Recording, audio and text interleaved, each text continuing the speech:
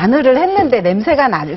네. 그럴 때는요, 물을 이렇게 이제 요 물은 버리시고, 네. 예, 이렇게 해서 깨끗이 해서 버리시고, 네. 그 다음에 한 번만 더 네. 맑은 물을 부어서 식초 한 방울 정도 떨어뜨려서 아하. 순간 작동을 하면 네. 말끔하게 냄새 야. 나는 마늘이나 식초를. 예. 이렇게 하면 손 다칠 염려도 없고 네. 또 칼날도 손상을 입지 않고. 그러네요. 뭐 특별히 마늘뿐만 아니라 뭐 이렇게. 샐러리나 네. 생강 같은 거 갈아서 사용하셨을 때는 반드시 식초를 한번 헹궈주시는 게 좋겠습니다. 아, 이걸 모르고 매번 청소할 때마다 투덜댔네요. 청소 끝. 청소 끝. 예, 네, 네. 청소를 해봤고요. 그 냄새 한번 좀 맡아보세요. 혹시. 아, 서정 씨, 그럴까요? 냄새 맡아보세요.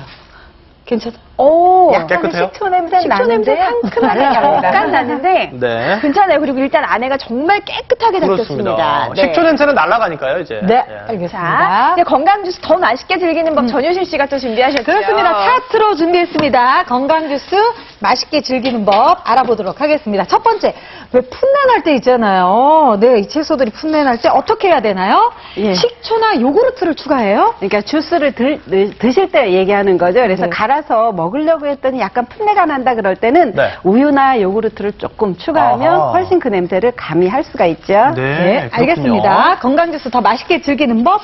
단맛이 덜할 땐 어떻게 해야 될까요? 설탕 넣으면 되는 거 아니에요? 아, 설탕은 풀러야 지금 되나요? 건강 주스인데요. 제철 과일 맞습니다. 추가합니다. 요즘 같으면 뭐 딸기를 넣거나 아니면 파인애플을 넣거나 해서 네. 그 제철 과일 중에서 조금 더 맛이 단맛이 강한 거를 조금 추가하면 되겠지요. 네, 요럴 때 고민이에요.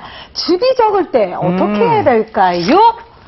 예, 아. 조금 전에 양파를 산물물을 사용했듯이 네. 시금치나 미나리, 양파 같은 경우는 살짝 데쳐서 그 물과 같이 사용하면 됩니다. 네, 네. 아니 삶아서 좋다고 하셨잖아요. 근데 저는 주스하면 보통 사실은 생과일이나 생채소를 갈아서 만드는 게 네. 대부분이라고 했는데 아까 뭐 양파나 이런 것들은 채소를 삶아서 사용을 하셨잖아요. 그러면 그 영양소가 좀 파괴되지는 않을까요? 네, 이 채소를 삶으면은 열에 의해서 영양소가 파괴되지 않을까 이렇게 생각되기도 하지만 일부 영양소는 오히려 더 이 영양 성분이 빨리 밖으로 나오기 때문에 즉 용출되기 때문에 소화흡수율이 높아질 수 있고요. 네. 특히 그 생리활성 물질 등이 몇 가지는 생리 효능이 더 높아지기도 합니다. 예를 들면은 토마토의 라이코펜의 경우에는 가열을 하면은 라이코펜 효능이 2배로 높아지고요. 아하, 또 네. 콩에 있는 이소플라본도 그 구조가 조금 분해되면서 체내에서 생리활성 그 효능이 높아지면서 동시에 콩의 경우에는 꼭 삶아서 사용하시는 것이 좋은데요. 네. 그 안에 트립신 이니비터라는 물질이 이 단백질 소화를 방해합니다.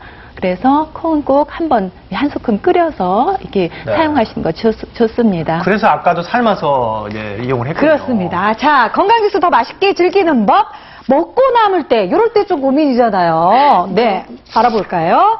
얼려두었다가 요리에 사용합니다. 보통 왜 아이스크림 용기처럼 이렇게 사각으로 되어 있는 거 있죠? 네. 거기다 부어서 올리면 드시기도 좋고 혹은 음식 양념에 쓸 때도 참 네. 좋습니다. 알겠습니다. 근데 나중에 뭐 고기 재울 때나 이런 다른 재료 뭐 저희 음식할 때 활용할 수도 재료로, 있겠어요. 맞아요. 배즙 같은 경우는 네. 특히 키위즙 같은 게 그렇겠네요. 남았다 그럴 때는 고기 젤 때 쓰면 아주 아하, 좋죠. 예. 네, 알겠습니다. 근데 어디서 들으니까요, 이 천연 주스는 좀 차게 마셔야 좋다. 그게 시원할 뿐만 아니라 영양소 파괴도 차게 마시면 좀 적다는 얘기 들었거든요. 네, 저도 그런 얘기 들었어요. 이거 맞는 얘기인가요? 네, 맞습니다. 이 재료를 미리 냉장고에 넣어서 차게 하거나 아니면 주스를 만든 다음에 즉시 냉장고에 넣는 것이 좋은데요.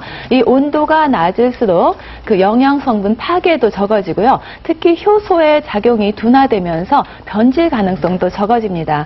그리고 이제 주스를 만들 때는 공기와 이렇게 섞이면서 미생물이 들어가기 때문에 미생물에 의한 변질도 함께 줄일 수 있는 그런 아주 좋은 장점이 있죠. 좋습니다. 네, 제가 좀 총정리를 해드리도록 하겠습니다. 네. 건강 주스 더 맛있게 즐기는 법입니다.